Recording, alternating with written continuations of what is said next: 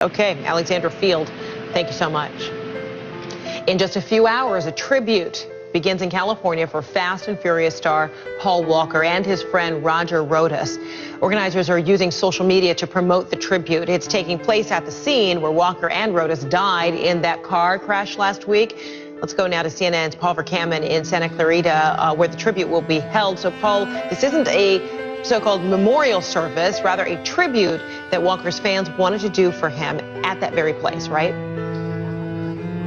That's right, Fred, and they're honoring him in a myriad of different ways. If you look at the wide shot here, you've got about 500 people up and down the street where the crash occurred, and many of them are driving by in some rather nice cars, some sports cars, some street racers, and then others are walking right up to the memorial here and participate in their various ways. They've dropped even more flowers, and they've dropped even more candles and some special notes, and some of the love and the detail that have gone into the memorial here are just amazing.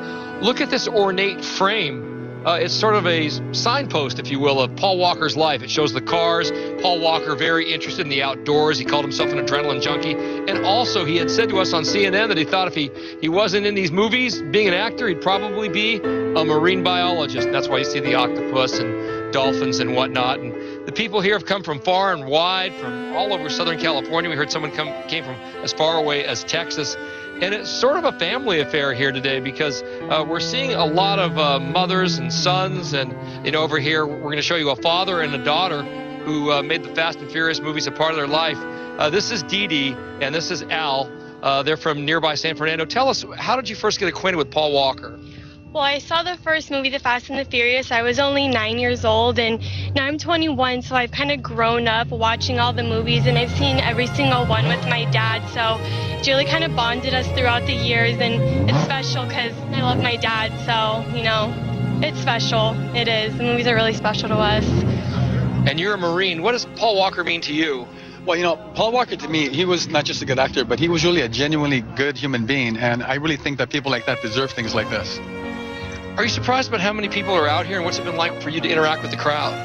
I'm not surprised because, as more and more has come out, it's just really shown what a good person he was and all the good things that he did. And it's nice to see everyone just come out and support him. And even Roger Rodas, too. It's so unfortunate that it happened to him and his poor kids. So, it's nice to see the support out here, and everyone seems, to be doing as good as they can.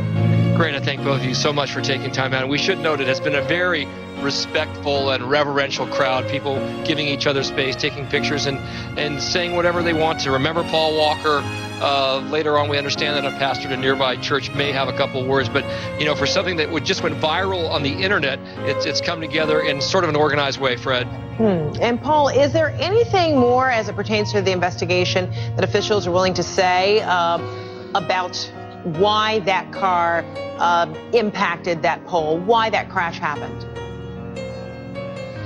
There hasn't been anything that's been earth-shattering, but once again, you go back to speed. It was on this very street, not far from here, where the car hit that pole, and by all accounts, and what everyone has told us all week long, that Porsche GT is an extremely difficult car to drive. Imagine this, it's 10-cylinder and some 600 horsepower, Fred. All right, Paul Verkaman, thanks so much from Santa Clarita, California.